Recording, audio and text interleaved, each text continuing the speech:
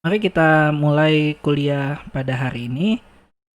Pada hari ini kita akan memasuki bagian yang kedua di pembelajaran bahasa Python, yaitu adalah tentang struktur percabangan, pengulangan, dan fungsi. Kita mulai saja yang pertamanya. Itu topik kita kali ini tentang struktur percabangan. Ini akan ada if else, kemudian if, if, else. Kemudian struktur pengulangan yang akan kita pelajari adalah for dan while. Kemudian kita akan belajar bagaimana membuat fungsi yang dibuat sendiri oleh user, jadi bukan fungsi bawaan dari Python. Mari kita masuk ke dalam bagian yang pertama. Ada yang hilang. Nah, oke. Jadi Python memiliki sebuah tipe data bernama boolean yang hanya memiliki dua nilai, yaitu true atau false. Nah, kemudian daripada kita memasukkan nilai boolean itu true atau false langsung kepada suatu variabel, maka lebih baik kita mendapatkan nilai dengan melakukan suatu operasi. Nah, operasi itu dinamakan comparison operator. Nah, ini mungkin sudah pernah kita bahas ketika kita mempelajari bahasa C++. Jadi ini kurang lebih sama ya. Nah, comparison operator ini yang nantinya akan memberikan jawaban nilai berdasarkan logik yang kita bangun. Kait dengan comparison operator, ada beberapa dasar comparison operator yaitu sebagai berikut. Ini sudah pernah kita bahas juga di C++, jadi sama ya. Jadi kalau untuk melakukan perbandingan atau comparison, ini pakai dua sama dengan. Sedangkan kalau kita mau assign value atau memberikan nilai kepada suatu identifier, maka kita menggunakan operatornya adalah sama dengannya satu kali. Kemudian ada kurang dari sama dengan. Tanda seru sama dengan ini artinya tidak sama dengan ya. Ada lebih dari dan lebih dari sama dengan. Nah, Python juga dia menyediakan operator untuk menggabungkan nilai boolean menggunakan konsep bahasa standar yang biasa kita pahami seperti AND, OR, dan NOT.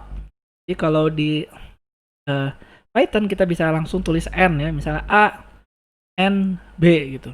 Tidak perlu pakai tanda simbol dan dua kali seperti yang kita lakukan saat kita belajar C++. Oke, kita coba buka Jupyter Notebook-nya. Di sini saya sudah ada Jupyter Notebook yang terbuka. Ini kita coba. Yang pertama adalah terkait dengan comparison ini ya. Nah, ini kita juga bisa membandingkan secara langsung ya. Jadi Python ini melakukan perbandingan ya. Di Python itu cukup pintar. Misalnya kita mau membandingkan dua nilai ya. Misalnya print 8 ya. Ini apakah sama dengan 8, lihat ya kalau 8 itu kan dia tipe datanya adalah tipe data integer, sedangkan 8,0 itu adalah tipe datanya adalah float. Maka dengan tipe data yang berbeda ini bisa dibandingkan. Saya coba running. Nah, ternyata hasilnya adalah true ya. Artinya di sini cukup pintar juga perbandingan comparison ini, tapi ternyata tidak begitu pintar kalau kita membandingkan dengan sebuah string ya. Misal kita lakukan perbandingannya adalah print 8 dengan 8. Hasilnya adalah false ya. Jadi dia tidak bisa melakukan hal seperti ini. Membandingkan nilai numerik ya, number dengan suatu string. Kemudian kita juga bisa melakukan menggunakan ya, menggabungkan dengan menggunakan tadi ya, misalnya AND, OR atau NOT ya. Jadi kita bahas ini untuk kasusnya nanti ketika kita membuat suatu percabangan menggunakan if dan sebagainya. Kita masuk lagi ke slide-nya. Nah, ini percabangan. Nah, percabangan adalah cara yang digunakan untuk mengambil keputusan apabila di dalam program dihadapkan pada kondisi tertentu. Misalnya jumlah kondisinya bisa satu, dua, atau lebih kondisi yang ada ya. Nah, percabangan juga dia mengevaluasi kondisi atau ekspresi yang hasilnya benar atau salah. Kemudian, kondisi atau ekspresi tersebut disebut sebagai ekspresi boolean ya. Hasil dari pengecekan kondisi adalah true atau false. Bila benar atau true, maka pernyataan yang ada di dalam blok kondisi tersebut akan dieksekusi oleh program. Dan bila salah atau false, maka blok pernyataan lain yang akan dieksekusi. Ini konsepnya sama ya, semua bahasa programan ini untuk konsep percabangan ini konsepnya sama. Oke, kita lihat sini. Nah, yang membedakan di sini adalah jenis statementnya atau pernyataan dari percabangan.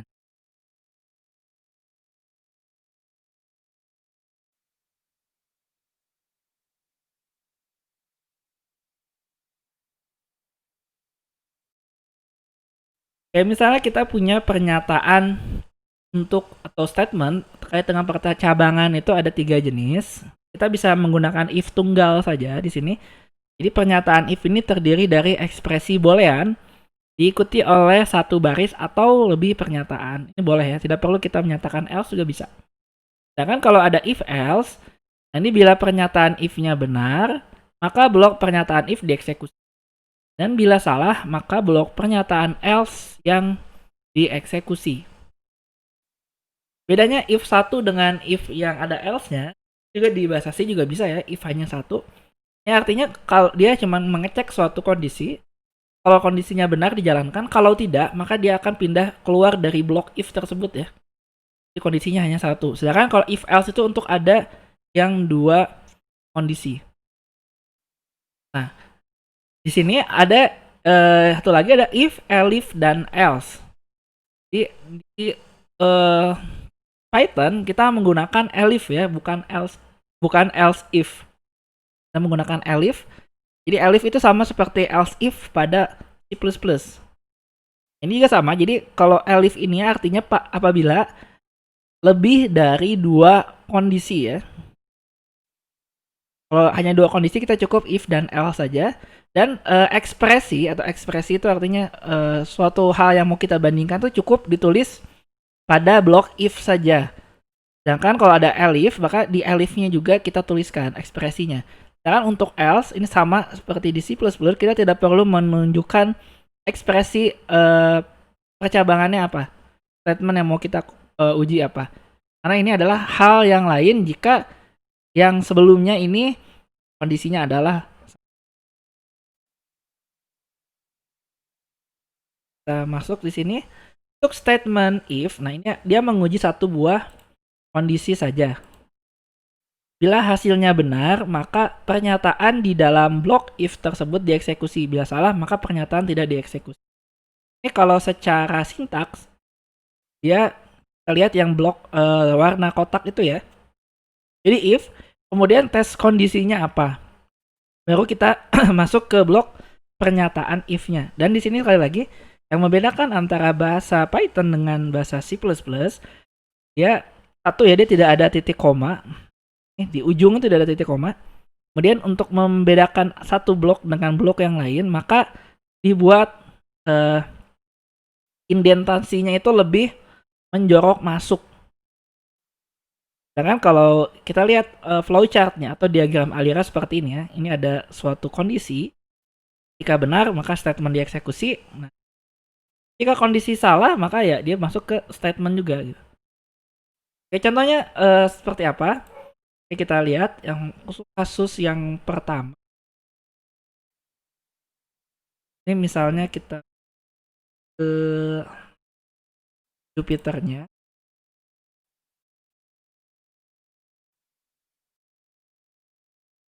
Adalah bangan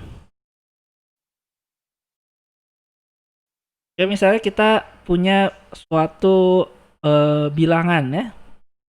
Misalnya kita punya suatu angka, misalnya angka sama dengan 5. Dan jika if angka lebih besar dari 0, ini titik 2 di sini. Ini otomatis dia akan mengindentasi sendiri ya. Maka kita tuliskan print. Nah, di sini angka berarti misalnya angkanya berapa ya? Misalnya 5 gitu. Dia adalah bilangan positif. Nah, kemudian di sini kita bisa bikin suatu pernyataan lagi ya. Ini print. Misalnya print selesai gitu ya. Selesai. Nah, artinya di sini mau dia angkanya berapapun, pasti si print selesai ini akan dieksekusi ya. Kita coba lihat. Yang 5 adalah bilangan positif. Udah kalau kita ganti gitu misalnya ini menjadi minus 1 ya. Minus 11. Ini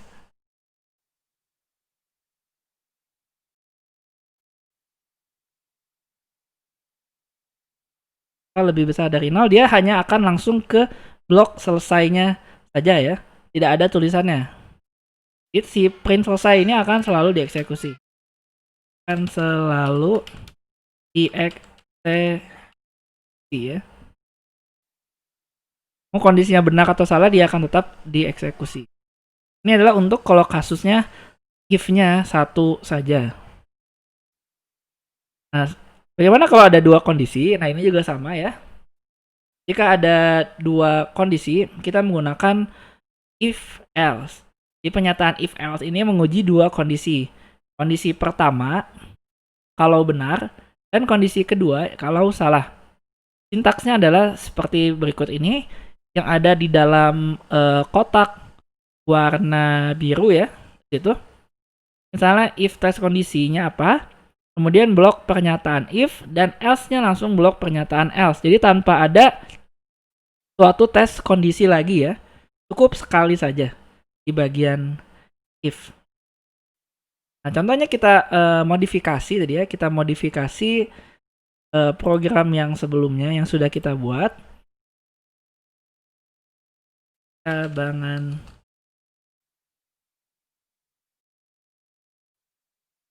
else ya.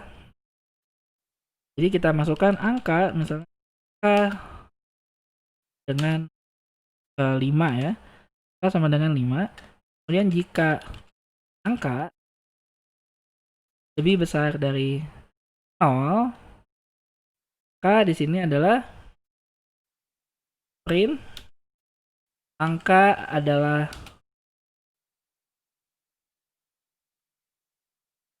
bilangan positif. Kemudian kita masukkan dia misalnya adalah else ya. Else. Jangan lupa pakai titik 2 ya, titik 2. Nah, ini langsung print angka bilangan negatif. Angka adalah bilangan negatif. Coba kita jalankan di sini. Jadi karena dia masukin 5, maka tulisannya adalah 5 adalah bilangan positif ya. Ini.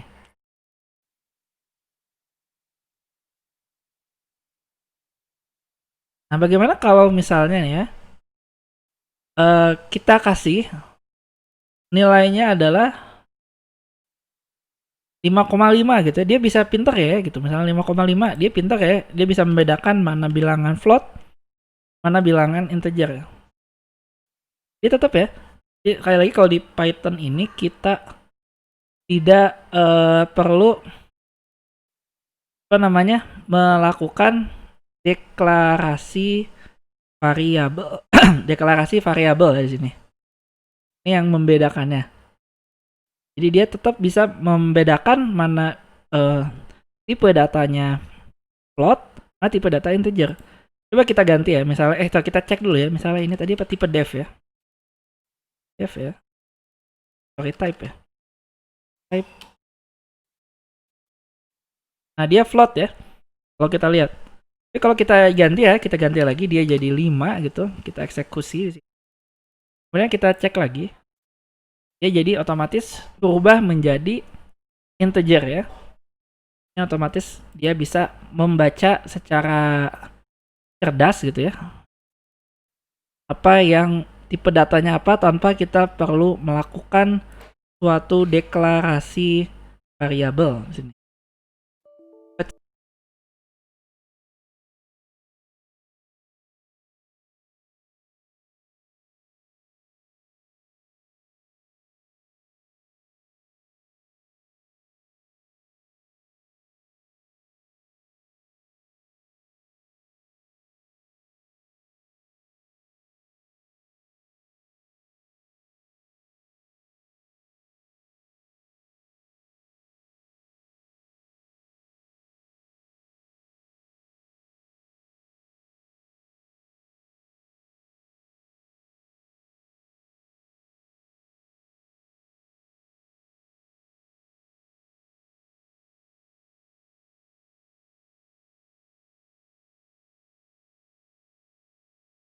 Ya, tes cek. Suara saya terdengar nggak? Tadi ada gangguan teknis karena laptop saya tiba-tiba baterainya habis. Ini masih muncul nggak? Coba tes cek. Tes.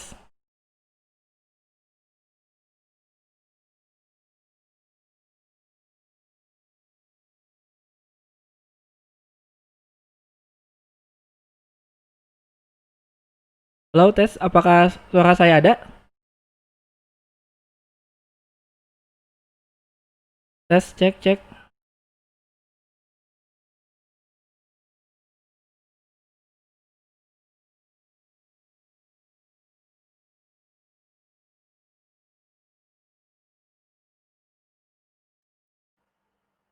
cek. Oke, cek. Suara saya terdengar di sini. Dia ada sedikit gangguan teknis ya. Saya lupa masukin baterai ya. Oke. Oke, tadi sedikit terputus jadinya ya. Oke, kita lanjutkan kembali di sini. Sampai mana ya? Oke, ini tadi tentang if else ya. If else. Sekarang bagaimana kalau kondisinya adalah 3 statement? Kondisi 3 statement berarti kita menyatakan ya ada elif ya. Sini ada elif. Jadi elif adalah kondisi yang akan dieksekusi bila kondisi if-nya salah. Kemudian elif ini bisa lebih dari satu ya. Jadi bisa saja elifnya ada 3 gitu ya. Itu tergantung kalau kita punya berapa kondisi. Dan tapi kalau misalnya elifnya salah, maka dia akan terakhir itu dieksekusi oleh block else. Sama, ini kurang lebih sama seperti yang ada pada C++ ya, tidak terlalu banyak berbeda. Nah, kita coba di sini percabangan if, elif, dan else ya. Kita coba kita kopikan ini angkanya. Ini kita kopikan. Nah, kita tambahkan sebelum blok if ini adalah elif ya. Elif adalah ketika angkanya itu sama dengan 0 ya, karena 0 itu kan dia bukan bilangan positif dan juga bukan bilangan negatif. Jadi kita perlu tambahkan adalah kondisi ketika nilai angkanya itu sama dengan 0. Jadi misalnya dia nyatakan bahwa angkanya sama dengan 0, maka yang ditulis adalah dia adalah print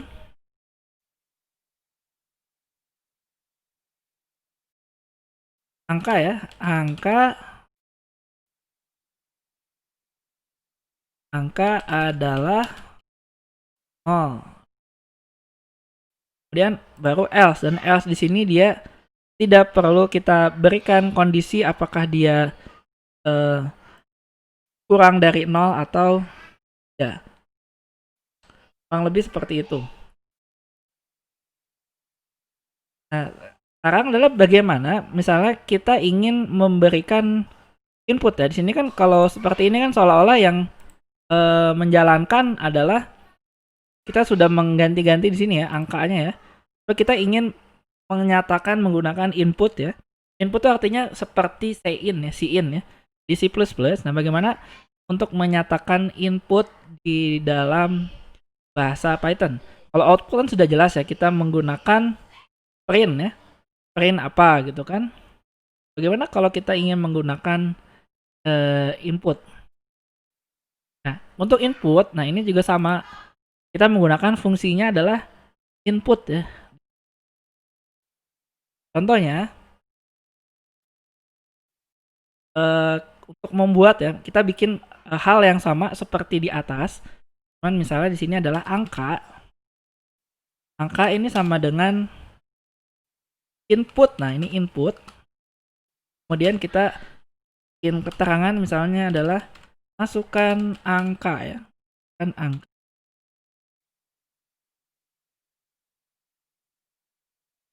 Ini adalah membuat input. Masukkan angka. Oke. Nah, di sini kita akan copy di sini ya.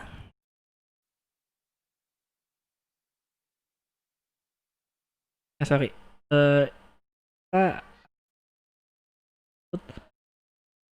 dulu ya, bentar ya. Saya jalankan dulu misalnya. Nah, misalnya masukkan angka misalnya 9 di sini ya. Berarti udah. Jadi kalau kita tes di sini coba garis baru ya. Angka adalah 9 gitu kan. Ini sudah artinya variabel angka itu menjadi nilainya 9. Artinya di sini kalau kita mau bikin sini if else-nya kita lakukan ketika copy yang di atas ya ke bawah. Kita coba jalankan lagi sini. Masukkan angka adalah 10. Oh, dia itu otomatis di sini jadinya string ya. Jadi jangan seperti ini. Kalau gini dia otomatis jadi string ya. Input adalah kalau gini baru bisa nih. Kan, misalnya ini 9 ya. Oke. Oh, berarti kita harus lakukan adalah tadi kita ubah ke dalam ini ya. Kita ubah misalnya adalah ini str ya. Berarti ya. Kita konversi. 9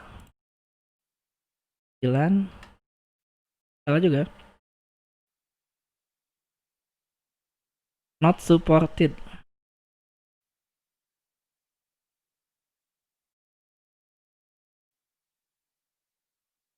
Juga ya. Akhirnya saya lupa nih. Kalau kita mau buat angka gimana ya? Masuk input. Oh, balik. Put ya.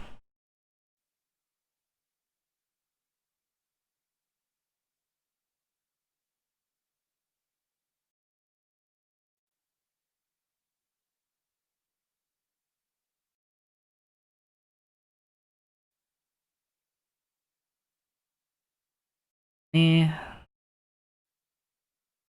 kayaknya ini ada yang aneh.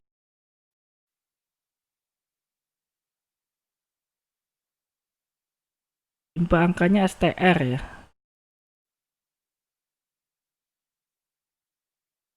Coba, ini kita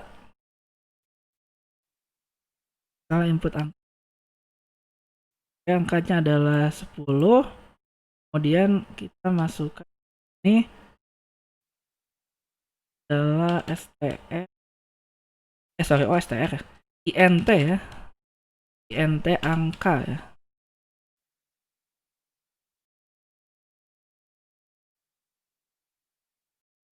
Angka.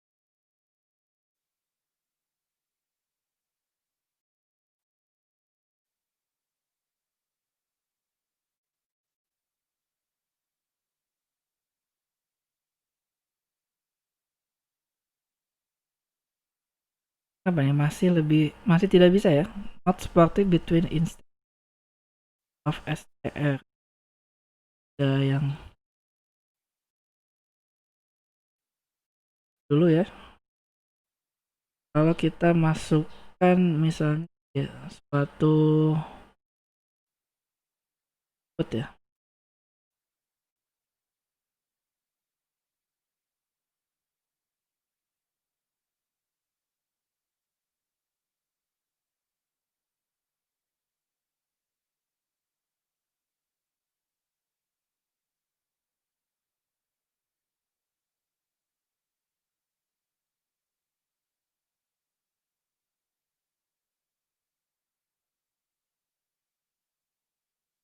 salahnya di mana ya? Wait, tunggu. Ya benar nih, input misalnya ya, ganti lagi misalnya input pakai tanda petik ya, input masukkan angka, kita kan angka misalnya adalah 10 ya, 10. Oke, kemudian jika dia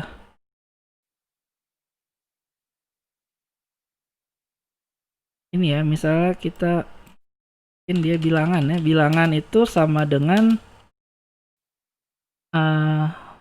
oh I see. Oke, kita balikin lagi ya, misalnya ini adalah ganti ya jadi bilangan gitu ya, bilangan itu sama dengan input masukkan angka. Masukkan angka adalah 10 ya. Nah, 10. Bukan angka 10. Kita cek di sini ya. Bilangan itu dia 10 ya. Jadi misalnya adalah jika di sini jika bilangan gitu ya. Bilangan lebih besar dari 0 dan bilangan lebih besar dari n adalah bilangan.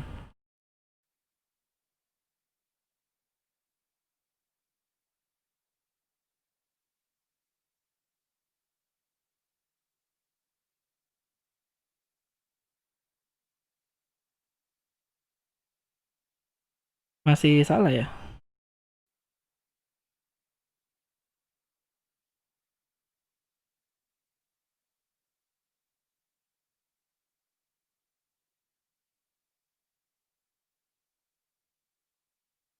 Ada yang A. Benar gini. Tanya di mana ya? Kita masukkan bilangan. Bilangan itu adalah input yang kita ingin masukkan.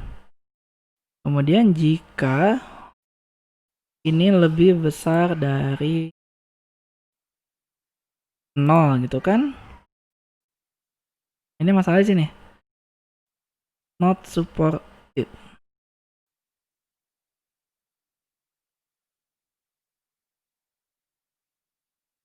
Masa sih aneh not supported? Oh, sama dengan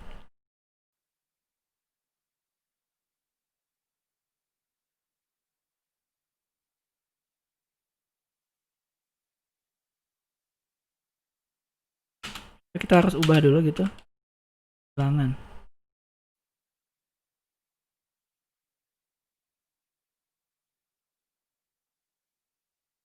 Oh. Oke, jadi ini agak sedikit tricky ya, karena kalau seperti ini ya, kalau kita masukkan input seperti ini, dia otomatis, nah mungkin kalian bingung ya, dia otomatis memasukkan nilainya itu adalah sebuah string ya di sini. Kalau kita eksekusi ya, misalnya ini adalah 9 gitu, maka ketika dia menjadi bilangan, dia itu nilainya adalah 9. Oleh karena itu kita harus eksekusi, kita ubah ya nilainya itu ke dalam tipe data integer, sehingga di sini dapat dibaca ya, karena tadi kalau tipe data string dia itu tidak dapat dilakukan perbandingan ya. Tipe data string itu tidak dapat dibandingkan dengan suatu tipe data integer ya. Itu. Tapi saya juga masih bingung kenapa dia otomatis ininya nilainya jadi string ya. Jadi emang kayaknya seperti itu ya. Jadi memang dia otomatis ketika kita masukkan dia adalah tipe datanya string kalau kita menggunakan input. Ini agak sedikit tricky ya di sini ya. Oke, anyway kita lanjutkan saja. Ini terkait dengan statement if else. Untuk sampai sini ada yang mau ditanyakan dulu? Gimana? Sampai sini ada yang mau ditanyakan?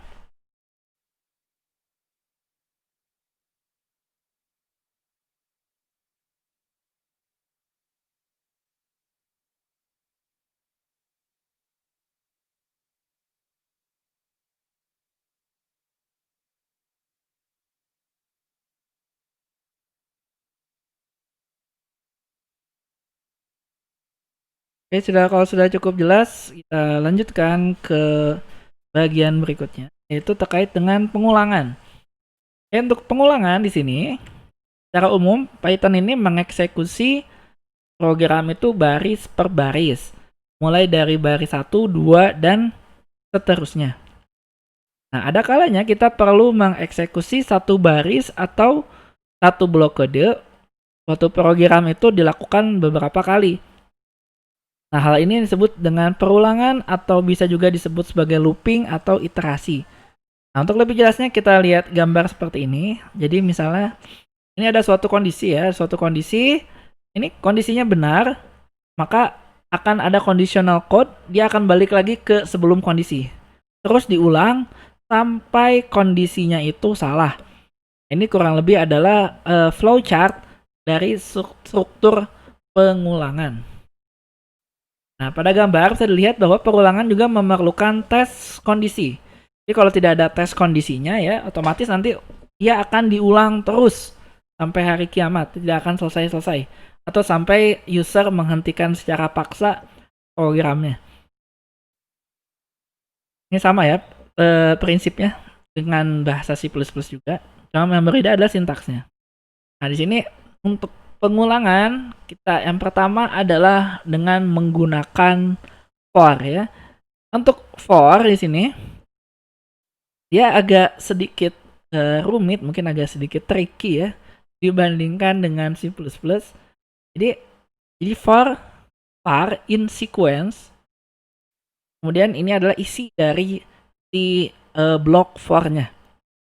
Dimana var ini adalah sebuah variabel ya. Jadi dia bisa saja namanya for in atau in apa gitu ya, in nama variabel juga bisa. Var adalah variabel yang digunakan untuk menampung sementara nilai dari sebuah sequence pada saat terjadi perulangan, di mana sequence tersebut ya adalah tipe data yang berurut seperti string, list, dan tuple ya. Nah, perulangan ini terjadi sampai looping mencapai elemen atau anggota terakhir dari sequence. Jadi caranya ini cara pertama ya. Jadi var itu nama variabel, ini bisa apa saja. Kemudian di dalam sebuah sequence, yang sequence itu bisa saja adalah string, list, atau tuple ya. Nah, bila loop sudah sampai ke elemen terakhir dari sequence, maka program akan keluar dari looping. Jadi ingat ya, kalau untuk string di Python ini dia tipe data yang memiliki indeks juga. Yang lain indeksnya dari 0. Begitu juga dengan list dan tuple ya. Nah, bedanya list dengan tuple, kalau list itu dia adalah mutable, artinya nilainya itu bisa berubah. Sedangkan tuple itu dia immutable, atau nilainya itu tidak dapat kita ubah. Jadi kalau sudah kita mendeklarasikan sebuah tuple, maka kita tidak bisa mengganti nilai di dalamnya. Nah, untuk menggunakan pengulangan dari for ini, kita juga dapat menggunakan fungsi range ya. Kita dapat menggunakan fungsi range. Jadi fungsi range ini dapat digunakan untuk menghasilkan suatu deret bilangan. Oke, sebelum masuk ke sini, saya kasih contoh dulu yang menggunakan ini ya, yang menggunakan yang pertama. Kita masuk dulu ke notebooknya ya. Saya buat baru di sini kan dengan for gunakan sequence. Jadi misalnya kita harus membuat list dulu ya. Kita definisikan sebuah list. Misalnya adalah angka ya. Kita bikin angka. Kita definisikan angka ini berupa kumpulan baris ya. Kumpulan angka. Misalnya yang gampang aja misalnya 1, 2, 3, 4, 5, 6, 8, 9, dan 10 ya. Ini totalnya. Kalau ada 10 elemen, kita melakukan deklarasi ini buat list.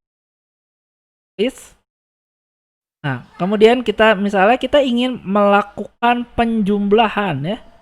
Melakukan penjumlahan di dalam list. Kita bikin dulu misalnya total ya. Total itu awalnya sama dengan 0 ya. Total sama dengan 0. Kemudian kita lakukan di sini iterasinya. Dengan for. Ini caranya gimana for? Jadi for. Nah, ini kita kan kalau di Python kita tidak perlu mendeklarasi variabel. Kita bisa bikin misalnya untuk setiap ya for n, misalnya boleh for n in angka. Nah, angka. Jadi untuk setiap n di dalam angka kita lakukan adalah sum. Ini sama dengan sum plus n ya. Sum plus n. Sudah, kalau udah selesai kita keluar. Kalau kita tampilkan ini adalah outputnya. Output. Nah, ini outputnya adalah kita print ya. Kita print ini adalah jumlah kok sum sih, total tadi ya. Total sama dengan n. Nah, jumlah total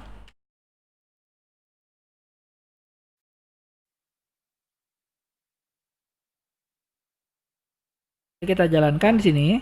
Nah, ini jumlah totalnya adalah 55 ya, karena ini totalnya penjumlahan.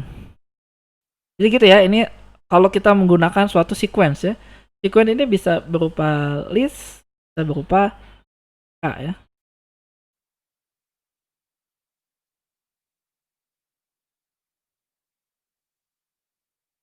Atau misalnya yang kedua ya, kita coba.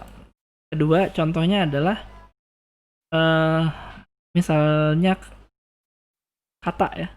Kita punya sebuah kata itu adalah kalimat ya. Kalimat.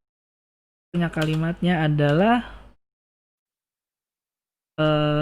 saya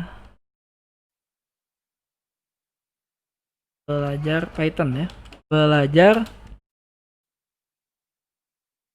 Python. Misalnya ini adalah kalimat saya belajar. Dan kemudian kita lakukan pengulangan, misalnya for huruf, misalnya ya, boleh ya, huruf in kalimat. Nah, kita lakukan print-nya adalah huruf. Ini adalah hasilnya ya. Saya belajar Python. Ya otomatis kalau misalnya ditulis seperti ini, dia akan otomatis ganti baris sendiri ya. Misalnya saya belajar Python. Ini adalah contoh kita menggunakan string ya. Jadi string itu termasuk ke dalam sequence. Nah, sekarang baru kita masuk misalnya bagaimana kalau kita ingin menggunakan fungsi range ya. Menggunakan fungsi range, jadi dapat digunakan untuk menghasilkan suatu deret bilangan. Misalnya range 10, ini akan menghasilkan bilangan dari 0 sampai 9, artinya ada 10 bilangan. Nah, kita juga dapat menentukan batas bawah, batas atas, dan interval dengan format range, batas bawah, batas atas, dan interval. Kemudian bila interval dikosongkan, maka nilai default 1 ya akan digunakan. Contohnya untuk membuat suatu fungsi range. Dulu ya, ini adalah fungsi range ya. Misalnya adalah kita lakukan print ya. Print range 10. Range keluarnya adalah range dari 0 sampai 10 ya. Kalau kita lakukan seperti, nah, tapi kalau kita buat dia ke dalam suatu list ya, di range-nya, kita bikin dia ke dalam suatu list. Nah, membuat list tinggal menambahkan list ya, list range bahkan satu lagi 10.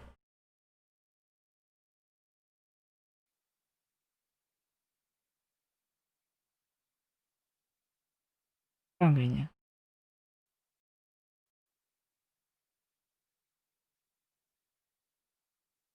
in range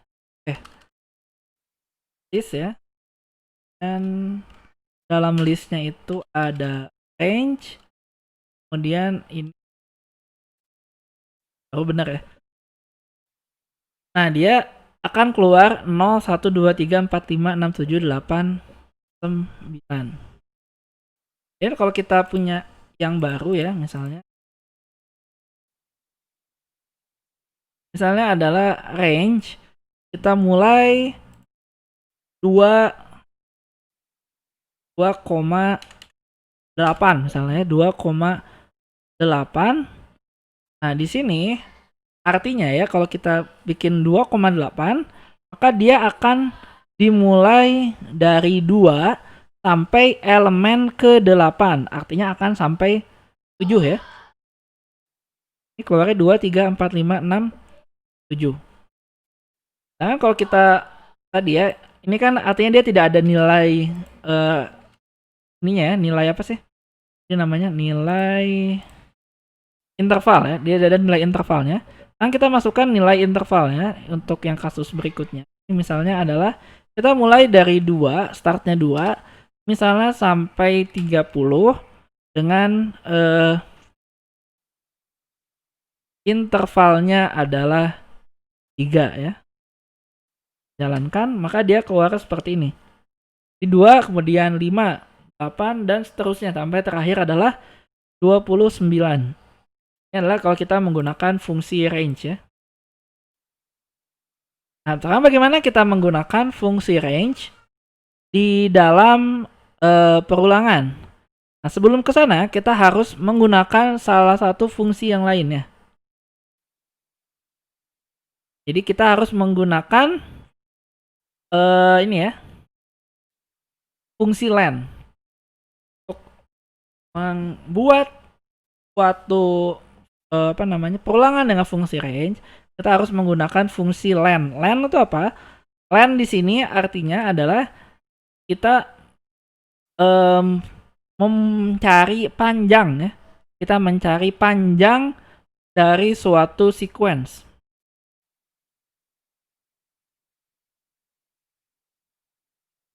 Kita mencari panjang atau jumlah dari suatu elemen dari suatu data sekuensial tadi.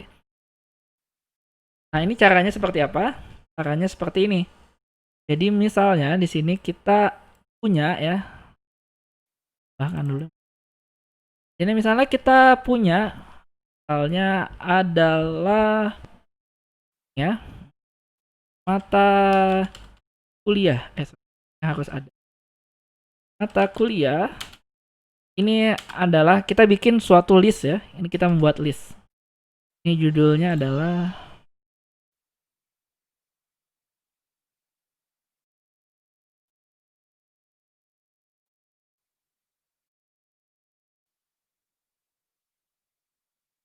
gunakan range. Ya, misalnya mata kuliah itu misalnya kita punya mata kuliah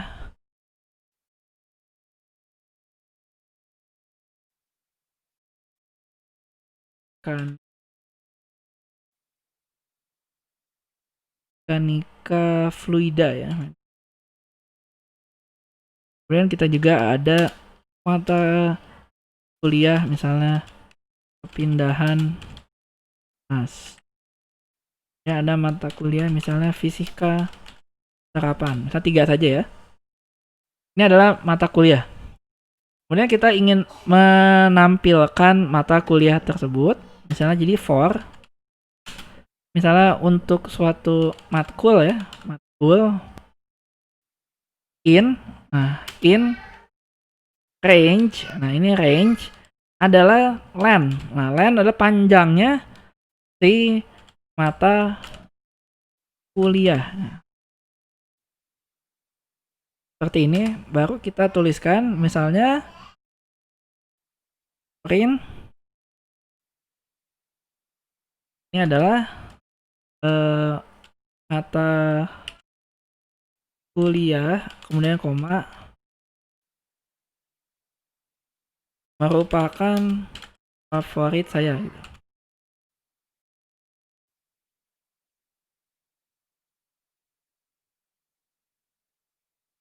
Oh ini aneh.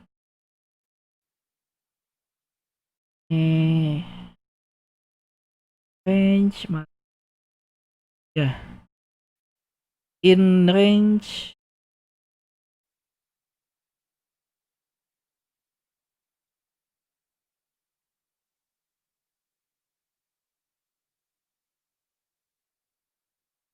apa jadi gini.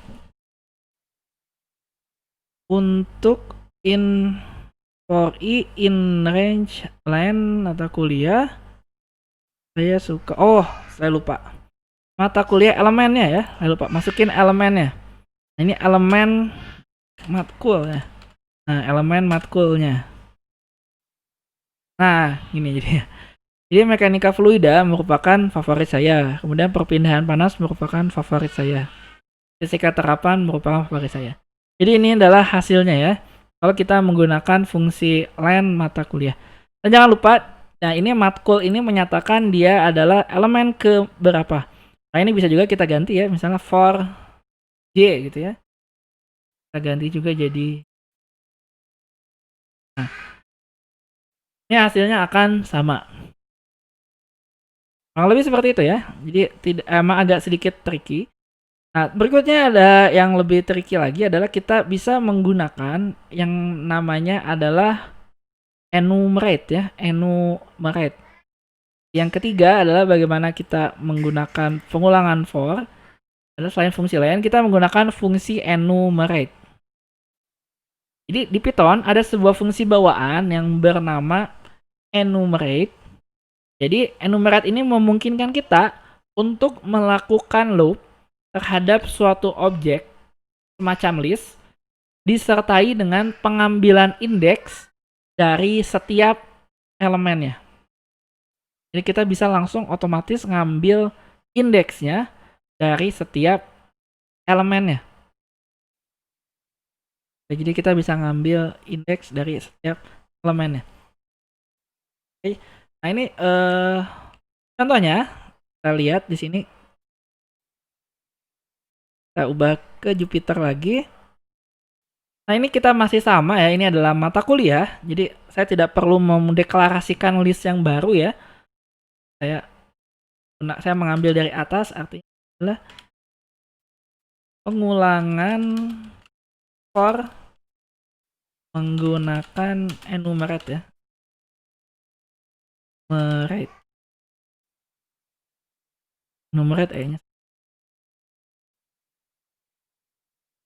Enumerate. Nah, di sini kita sudah punya ada fungsinya adalah mata kuliah. Kemudian kita bikin misalnya for. Nah, di sini bedanya kita perlu karena kita perlu mengambil eh, indeksnya ya. Indeksnya. Maka for misalnya kita tulis boleh indeks gitu ya. Index gitu. Koma. Nah, koma itu adalah nama variabel atau nama list kita ya. For index, koma mata kuliah, kemudian in enumerate dari si mata kuliah. Nah, titik 2. Jadi for index, ini index bisa diganti misalnya jadi for i mata kuliah, in enumerate mata kuliah. Misalnya kita ingin mengambil hasilnya adalah kita ingin menampilkan jadi ya mata kuliah 1 ya adalah mekanika fluida, mata kuliah 2 adalah perpindahan panas, mata kuliah 3 adalah fisika terapan. Kalau kita ingin menampilkan seperti itu, maka kita bikin print di sini adalah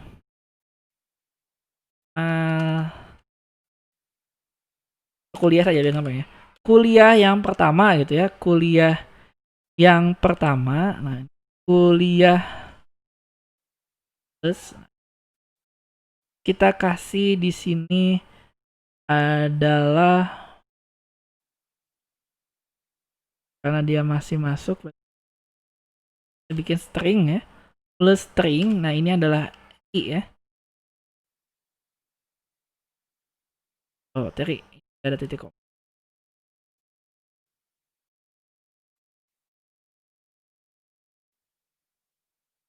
Untuk ini, oke. Jadi mata kuliah ke ya, sorry, mata kuliah ke satu gitu ya, ke satu str i plus 1 berarti ya, i plus 1. Ini ditambah tuh artinya kita menambahkan suatu string ya. Ini adalah operasi string ya. Adalah gitu ya, mata kuliah pertama adalah, baru ini adalah di mata kuliahnya. Kuliah. Jalankan. Let's alaman ya. Enumerate.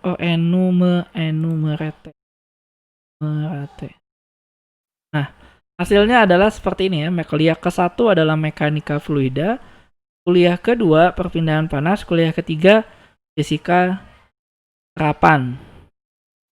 Ya, artinya di sini kita mengambil indeksnya, otomatis dia indeksnya kan di mekanika fluida 0 ya. Kita ini plus 1 ya. Ini kita ubah dia ke dalam suatu tipe data string.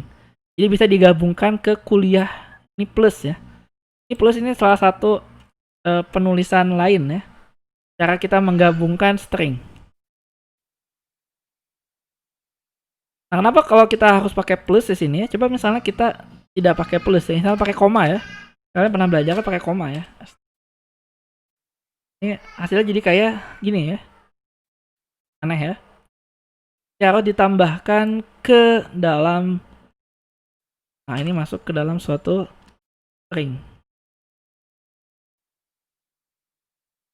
Kuliah kan? Saya ubah.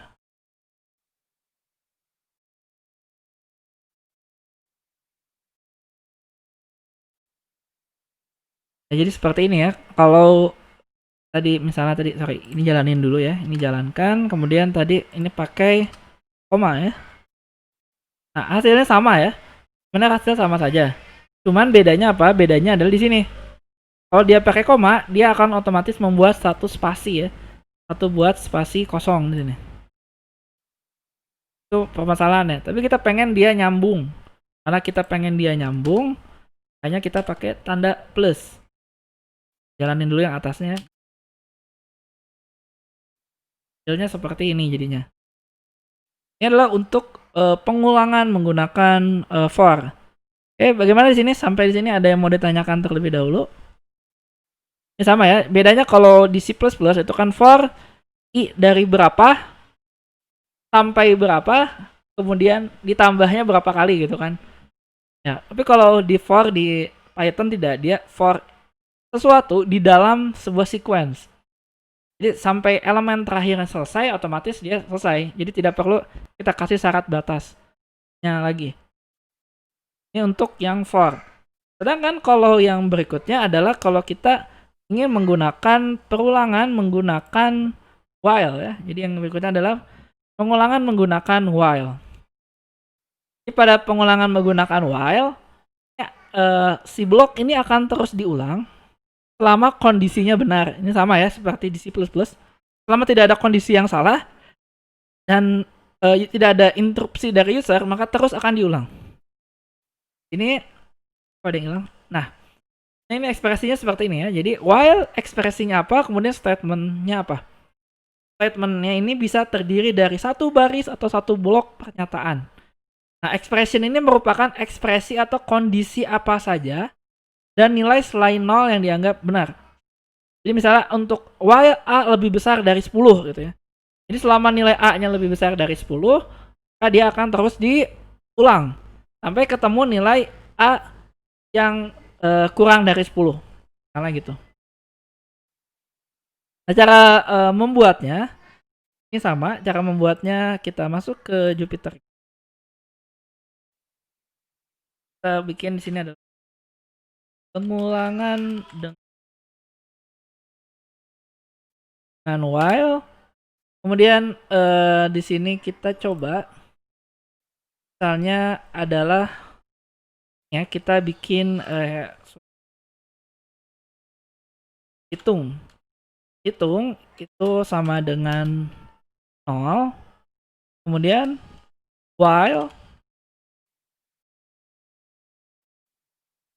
hitung kurang dari 10 ya. 10.2 kita akan dia akan menghitung misalnya adalah 1, 2, 3 sampai 4 berarti ya. Sampai 9 ya. Sampai 9. Berarti ini pakai sama dengan saja. Kurang dari sama dengan 10, print adalah hitung ya. Hitung. Plus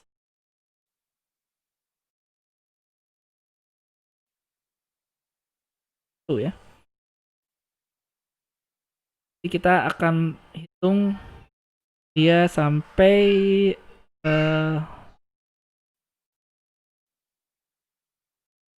dari sampai hitung satu. Jadi kemudian kita akan perlu tambahkan di sini adalah hitung ini sama dengan hitung plus 1. Jadi kalau tidak dilakukan ini, maka dia akan terus menulis ya.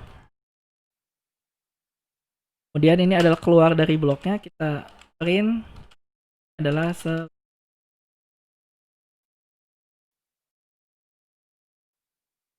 hitung tidak. Nah, ini H-nya.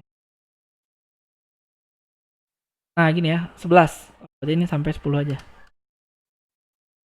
Nah, gini ya. Jadi 1 2 3 4 5 sampai 10 kemudian selesai.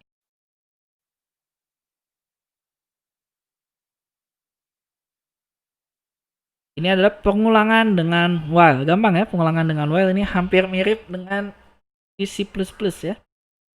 Cara pembuatannya. Kita harus melakukan ini ya, ada statement ini. Kalau tidak ada statement ini, maka otomatis dia akan tidak pernah berhenti ya, sampai kapanpun. Nah, ini harus diperhatikan. Kemudian kita juga bisa melakukan misalnya suatu pengendalian looping ya, perulangan.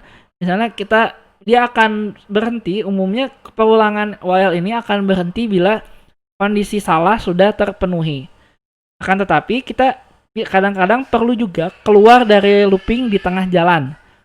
Sebelum dia selesai kita keluar duluan. Itu boleh ya. Tergantung keperluannya apa. Nah, hal ini bisa dilakukan dengan menggunakan kata kunci break dan continue.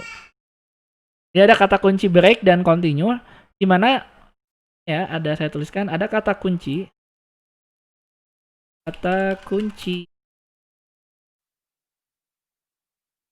break dan continue. Nah, jadi statement break ini akan memaksa program keluar dari blok looping di tengah jalan, sedangkan continue menyebabkan program langsung melanjutkan ke step berikut atau interval berikutnya dan men-skip baris kode di bawahnya. Oke, untuk lebih jelasnya kita coba buat. Nah, di sini misalnya adalah kita menggunakan break dulu ya. Kita kunci break dan continue. Misalnya ini adalah penggunaan break ya. Jadi misalnya kita punya pengulangan, misalnya for huruf in misalnya teknik mesin PNJ ya. Nah, ini jelas jika if kita menemukan hurufnya adalah N ya. Jika huruf sama dengan N, ini dia ketemu huruf N ya di sini. Jangan N deh. Kayaknya bagusnya P aja ya. Ini hurufnya adalah P ya, P besar. Jika hurufnya ketemu P besar, maka dia akan break di sini. Dia akan keluar di sini break. Kemudian nah ini print. Ini adalah print. Nah,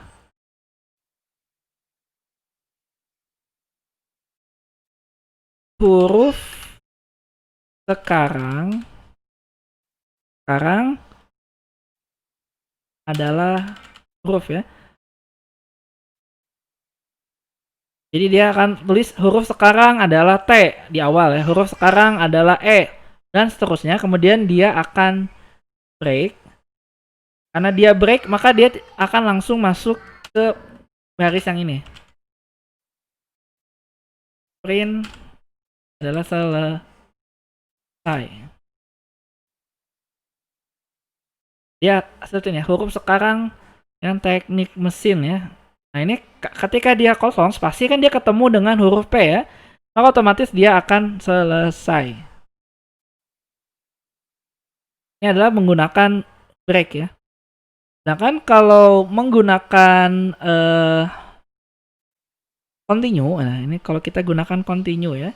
Jadi ini kita kopikan juga sama. Kita lihat perbedaannya antara menggunakan break dengan menggunakan continue. Penggunaan continue kita ganti dengan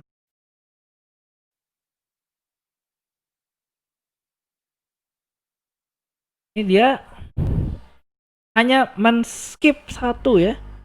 Nah, men-skip satu si P besar tadi. Itu di skip. Nah, kalau break dia langsung keluar, kalau continue dia men-skip saja. Men-skip. Itu yang membedakannya. Nah, kemudian while juga. Nah, while ini yang menarik ya. Dia didukung pada Python ini, Python mendukung penggunaan else sebagai pasangan dari while. Jadi kita bisa menggunakan else ya. Jadi ada while kemudian else. Contohnya seperti ini. Ini adalah penggunaan while else ya. And while else. Nah, kita lakukan perhitungan ya. Hitung. Yang pertama adalah 0 ya. While hitung kurang dari 5 misalnya. Kemudian kita tuliskan adalah in hitung kurang dari 5 ya. Kemudian kita lakukan hitung sama dengan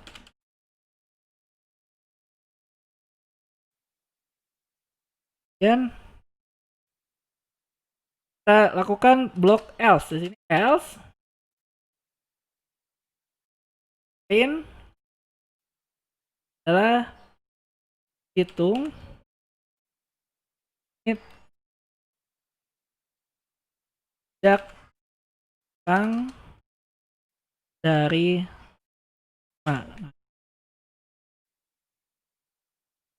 kita jalankan di sini. Hasilnya seperti ini. Jadi 0 kurang dari 5, 1 kurang dari 5, 4 kurang dari 5. Nah, ketika dia masuk ke dalam 5, itu 5 tidak kurang dari 5. Adalah penggunaan while else ya.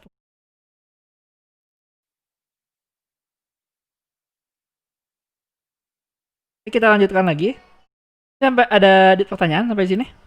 Sudah cukup jelas? Nah, kalau tidak ada ya, kalau tidak ada pertanyaan, saya lanjutkan kembali. Kali ini adalah cara membuat fungsi. Cara mendefinisikan fungsi di dalam Python. Fungsi adalah grup atau blok program yang dapat melakukan tugas tertentu yang berulang-ulang ya. Nah, ini fungsi ini akan membuat kode program menjadi reusable, artinya hanya didefinisikan sekali saja dan kemudian bisa digunakan berulang kali dari tempat lain di dalam program. Nah, fungsi ini akan memecah keseluruhan program menjadi bagian-bagian yang lebih kecil. Nah, dengan semakin besarnya program, maka fungsi akan membuatnya menjadi lebih mudah diorganisir dan di-manage. Ada beberapa fungsi bawaan dari Python yang sudah kita pelajari, misalnya adalah print, type, len, dan sebagainya. Kita juga dapat membuat fungsi kita sendiri sesuai dengan kebutuhan kita. Kita mau bikin fungsi. Nah, cara mendefinisikan fungsi, pertama kita lihat di gambar warna biru. Ini adalah def, nama fungsinya apa, kemudian parameternya apa. Nah, kemudian kita bisa melakukan suatu function docstring ya. Function docstring itu kita melakukan dokumentasi atau penjelasan. Fungsi ini dipakainya untuk apa sih? Kita bisa melakukan function docstring. Kemudian kita bisa membuat statement dan return dari ekspresi yang dikembalikan. Jadi untuk ini kurang lebih seperti ini. Oke, kita coba dulu ya. Yang pertama ya, kita membuat kata kunci def diikuti oleh nama fungsinya. Kita balik ke Jupyternya.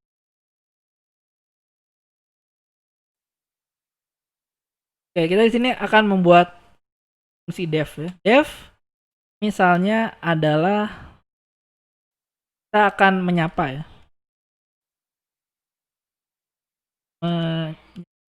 Namanya fungsi menyapa. Menyapa ini ya parameternya adalah nama ya. Di sini kalau kita lihat lagi adalah parameternya adalah nama. Kemudian kita di sini bisa melakukan docstring ya. Kita tanda petik ya. Nah, ini udah docstring ya. Jadi misalnya fungsi ini dipakai untuk menyapa nama yang diberikan. Kemudian kita baru tuliskan fungsinya apa. Misalnya print, misalnya adalah halo.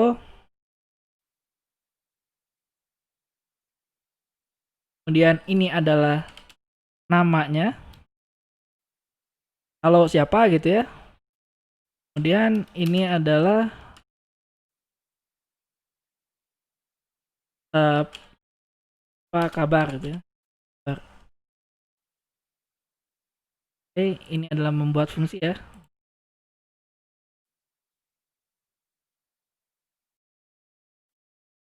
Buat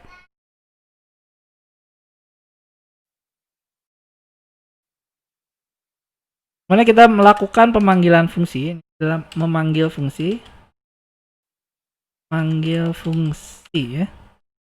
Nah, di sini misalnya fungsinya adalah menyapa ya. Kita menyapa misalnya adalah Tono gitu ya. Kalau kita jalankan di sini, halo Tono apa kabar? Oh ini kurang pasti ya. Nah, ini halo Tono apa kabar? Namanya kalau kita jalankan sini kita tulis ya menyapa ya. Ini adalah menyapa. Eh, misalnya adalah Tuti gitu ya. Tuti. Menyapa Tuti. Tadi sini nggak halo Tuti apa kabar?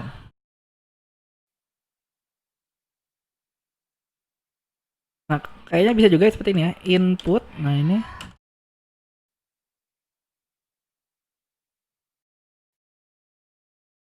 menyapa.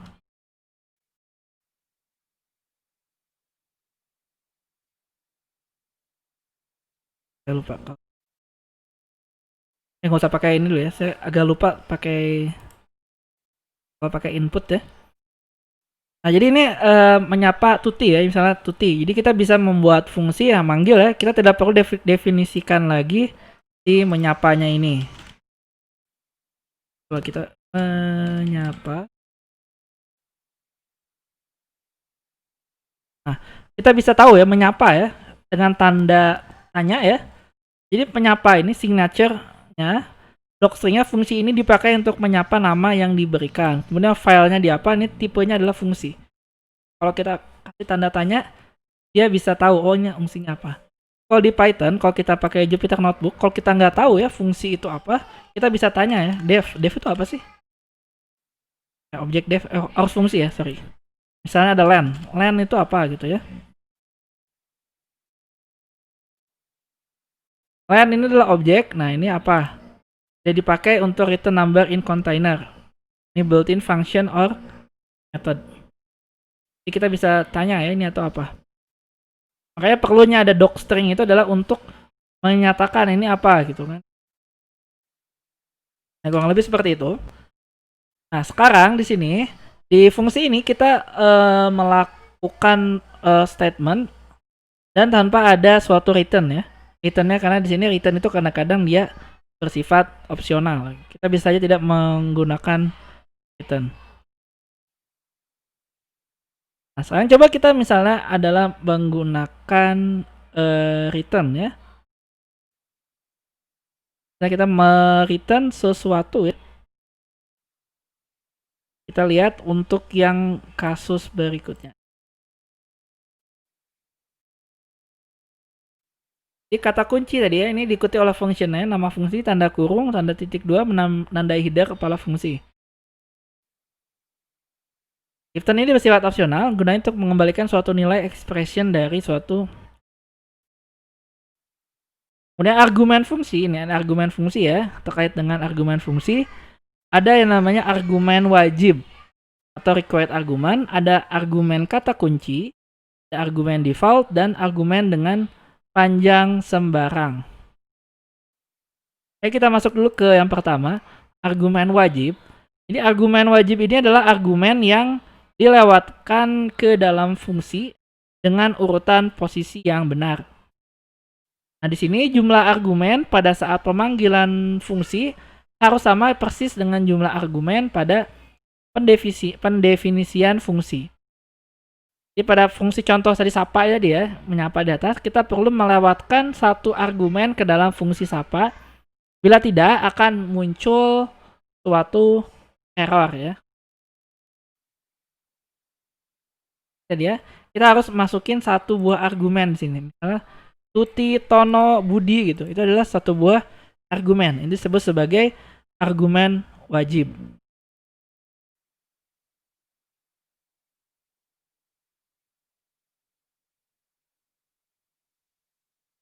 Nah, sekarang kita masuk ke yang berikutnya adalah argumen kata kunci ya. Nah, argumen kata kunci. Argumen kata kunci berkaitan dengan cara pemanggilan fungsi. Ketika menggunakan argumen dengan kata kunci, fungsi pemanggil menentukan argumen dari parameternya. Hal ini membuat kita mengabaikan argumen atau menempatkannya dengan sembarang urutan. Nah, Python dapat menggunakan kata kunci yang disediakan untuk mencocokkan nilai sesuai dengan parameternya. Oke, ini contohnya seperti ini. Kita bikin misalnya ini adalah fungsi dengan argumen kata kunci ya, kata kunci. Nah, misalnya kita bikin fungsi def. Ini adalah untuk info ya, print sebuah informasi yang menyatakan nama dan usia. Nama dan usia. Kemudian kita bikin docstringnya gitu, misalnya ini adalah fungsi ini menyampaikan info tentang nama dan usia. Kemudian di sini kita print ya, print nama.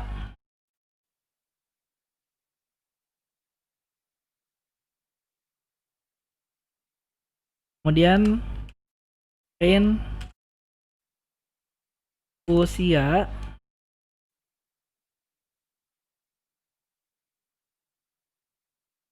Nah, di sini kita akan memanggil si fungsinya ya. Kita akan pemanggilan fungsi.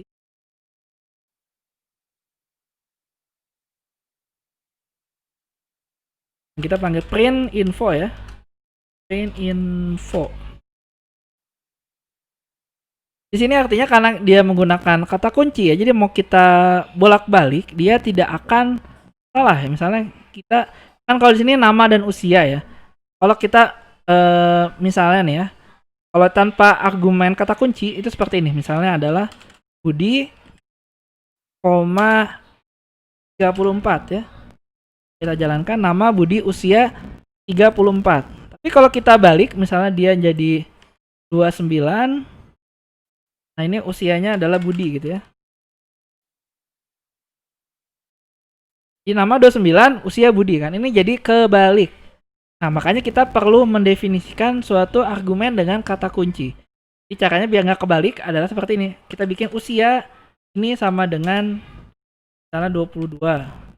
Kemudian nama sama dengan Budi. Ini mau dibolak-balik juga dia tidak akan salah ya. Ini adalah contoh argumen dengan kata kunci ya.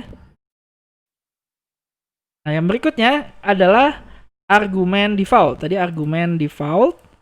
Argumen default ini dia fungsinya ini adalah untuk memberikan nilai default ketika pemanggilan fungsi ya. Jika argumennya tidak diberikan. Jadi kita kasih nilai default. Pada contoh berikut, fungsi akan menampilkan usia default bila argumen usia tidak diberikan. Contohnya misalnya tadinya itu adalah, kita copy paste dulu yang ini. Ini fungsi dengan argumen default. Jadi kita kasih tahu misalnya usianya itu kalau tidak diberikan, nah misalnya usianya adalah tua gitu ya. Nah, di sini kita lakukan pemanggilan fungsi ya, pemanggilan fungsi. Kita jalankan dulu ya ini. Oke, ini sudah di run ya. Ini kalau kita panggil misalnya ini ya, info usia ya, usia 23 gitu ya, nama Budi. Kalau kita jalankan dia nama Budi sesuai ya, usia 23.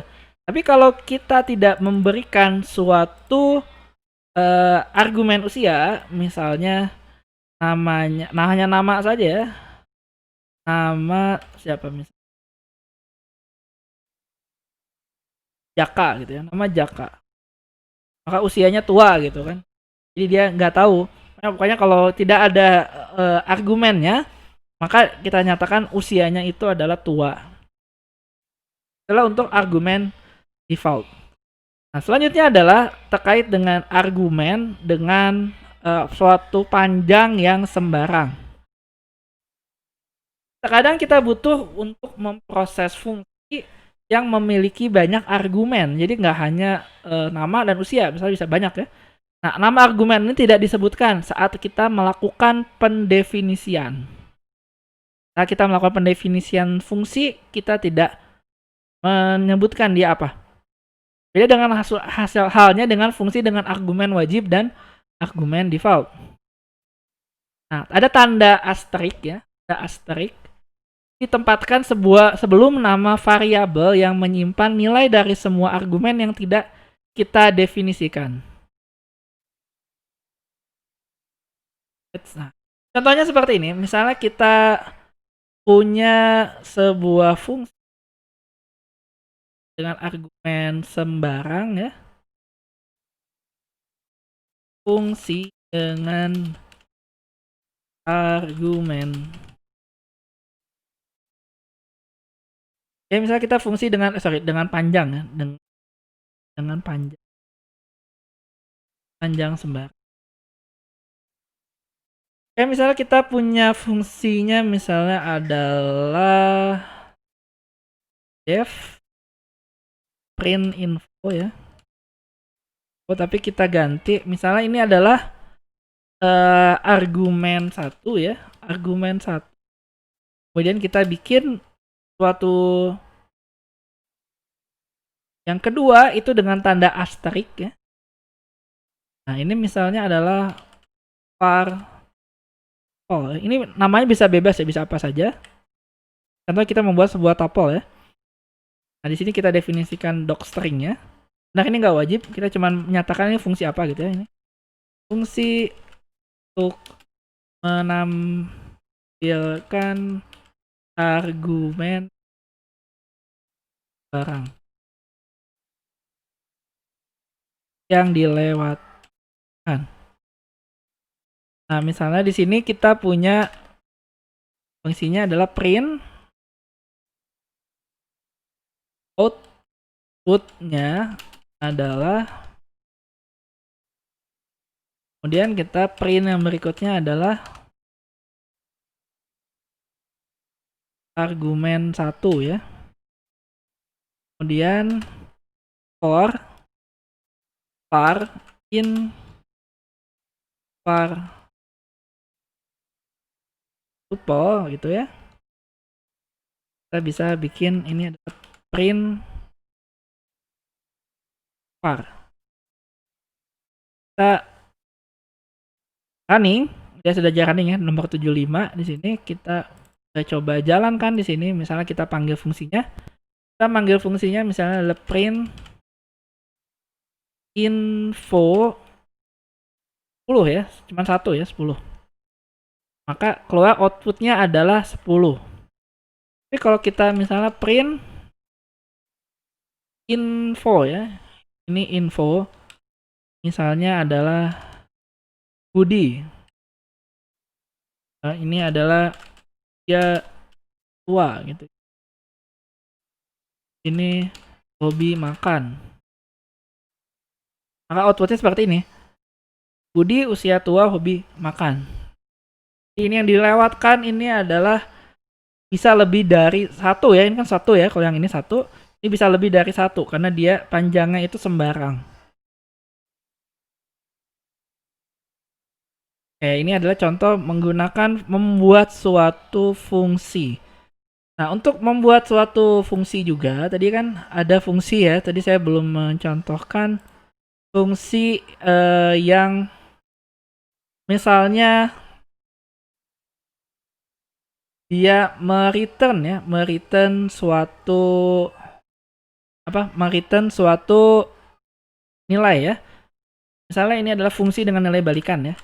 Fungsi dengan nilai balik atau return value ya. Return value. Nah, ini misalnya kita definisikan sebuah ya, fungsinya misalnya adalah fungsi misalnya adalah perbedaan ya, atau difference ya. Difference. Ini argumennya misalnya adalah A, B, dan C ya. Kemudian di sini kita definisikan bahwa div 1 adalah nilai absolut dari A dikurangi B gitu.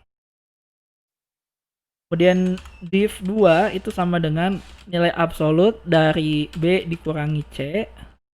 Dan div 3 ini adalah nilai absolut dari A dikurangi C. Kemudian di sini kita return. Nah, sini return ya. Returnnya adalah return min ya.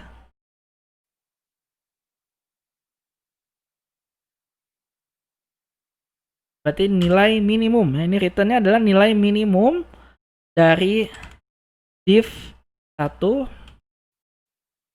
2, dan div 3. Kita eksekusi, oke, ini tidak ada error ya. Jadi min itu artinya dia akan mengembalikan suatu nilai minimum. Oke, kemudian kita coba di sini kita buat baru ya. Misalnya kita masukkan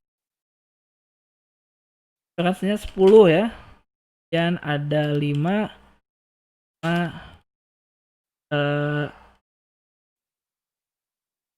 7 ya. Nah, kalau kita lihat, kalau ini sebelum kita eksekusi ya, misalnya dia akan melakukan div 1 itu A min B, berarti 10 kurangi 5 ya kan. Kemudian B min C itu yang div 2 itu artinya 5 dikurangi 7. Kemudian yang div 3 itu A min C ya, artinya 10 dikurangi 7. Di sini kita akan mereturn nilai minimumnya. Dia otomatis akan mengembalikan nilai 2. Nah, inputnya adalah 2. Ini adalah contoh fungsi yang mengembalikan nilai ya, atau ada return value-nya.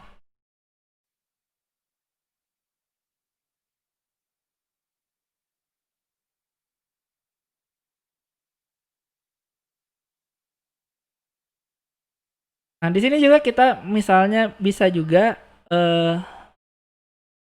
menggunakan ini ya,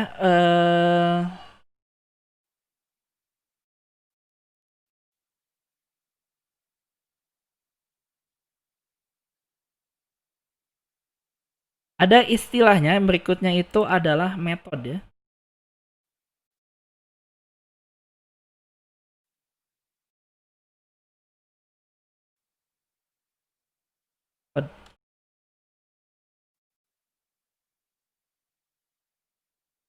Oke, ini metode. Nah, metode itu adalah dia adalah suatu fungsi yang dimiliki oleh suatu objek. Jadi metode itu adalah suatu fungsi yang dimiliki oleh suatu objek. Nah, sedangkan objek itu apa? Jadi segala sesuatu yang ada di Python itu disebut sebagai objek.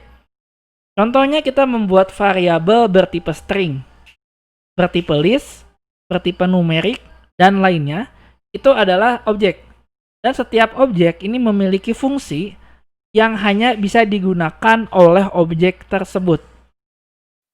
Sebagai contoh, objek string ini memiliki metode misalnya uppercase, di mana metode upper ini tidak bisa digunakan oleh objek lain seperti list.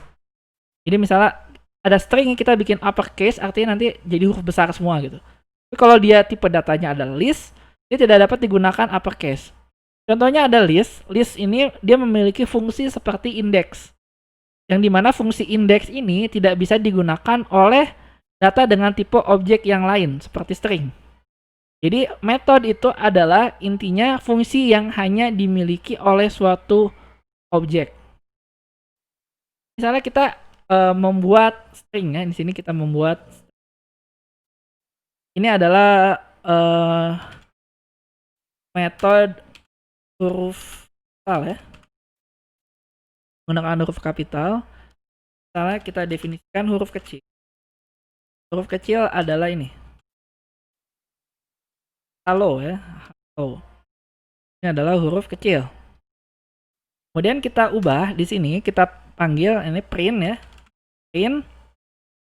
Kita ubah dia menjadi huruf kapital, artinya huruf kecil ini, huruf kecil ya, kecil titik. Nah, ini titik upper. Ini adalah metodenya upper. Ya, dia akan diubah menjadi huruf kapital semua. Hasilnya adalah seperti ini.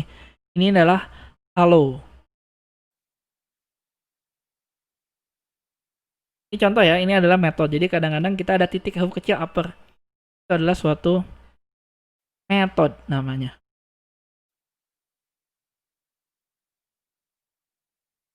Di sini ada yang mau ditanyakan dulu?